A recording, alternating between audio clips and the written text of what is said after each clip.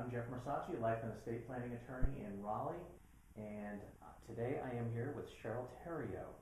I often get questions from my clients who come in, they see that they need to do estate planning, they get their plan together, they see what can happen if you don't do the planning, and then the question comes up, how do I get my parents to do this?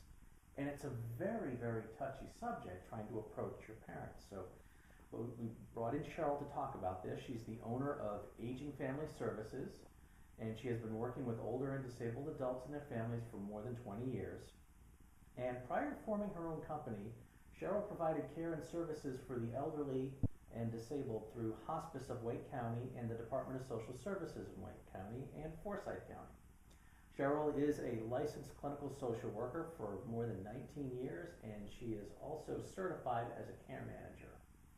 Now, Cheryl, how do you begin to approach that idea of having the talk?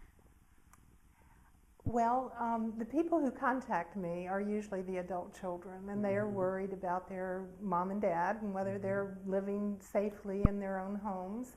And when they ask me what I do and how I do, I tell them I make a home visit and do a pretty comprehensive evaluation or assessment with their parents.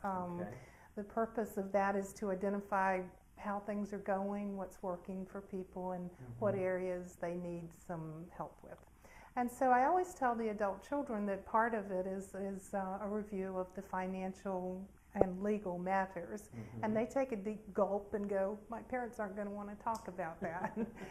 And I explain to them that it's my professional responsibility to bring up these issues because I have seen what happens if people don't have advanced planning documents in place, and I need to educate people about why it's so important to go on and do this. Okay. Now, where is the best place to have that type of discussion? My clients are typically coming to me, we're in an office setting. Right. What works best? I think in the comfort of someone's home. I think they feel comfortable there. That's part of why I make home visits, and part of it is to see their environment, to see if there are any safety issues in the environment. But I always invite the adult children to be present while I'm having my conversation with their parents, and very often they take me up on it. And so I just routinely go through my review of their physical and cognitive and emotional and social supports, and then sort of move into the legal issues and just jump right in. Okay. When really is the best time to have the talk? I think the talk needs to happen very early on. I think it can't happen too early. I've had some attorneys talk to me about the need for everyone who's 18 and older to have these advanced documents in place.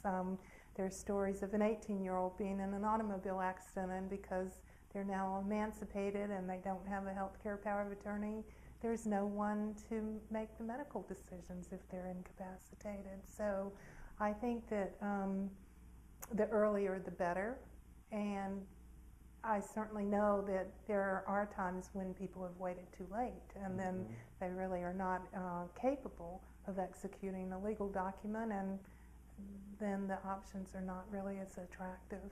Okay. Now, are there any words that people should avoid when they're having this type of discussion?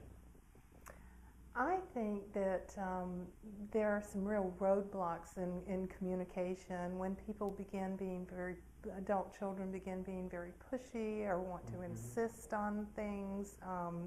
If they start criticizing their parents or making fun of them, or I think that this is a process sometimes more than a one-time meeting. And so I think it's a conversation. I think that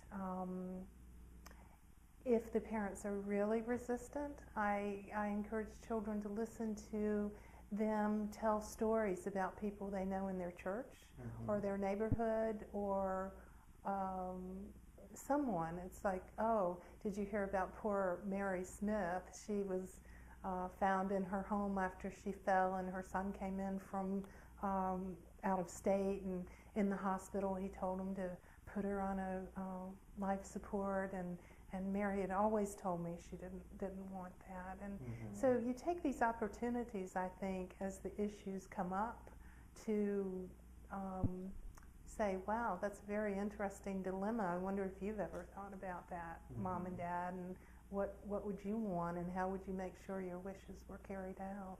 Okay. Now, what do you typically think is kind of going through a parent's or loved one's minds when they're having these type of discussions? I think that there's real resistance and reluctance. I think that for the parents, sometimes it's a matter of facing your own mortality. I think there's some fear involved. It's like, well, if we talk about this, we're going to jinx it, and so this is going to happen tomorrow. I think there's some real issues of the parent feeling like they're signing over all of their rights when they sign these documents, which is just couldn't be further from the truth. I really try to educate people to help them understand that by doing these things, addressing these issues and putting these documents into place before they're needed, they're actually maintaining control of the situation by saying what they want and who they want to be their decision makers.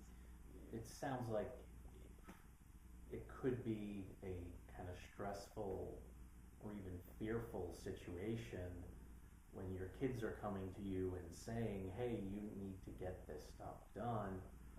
How do you kind of control that or combat those fears?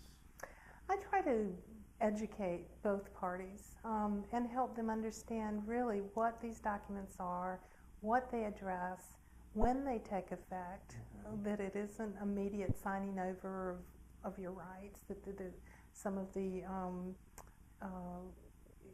turning over of responsibilities can either be voluntary or it can be at a time when someone has lost their capacity.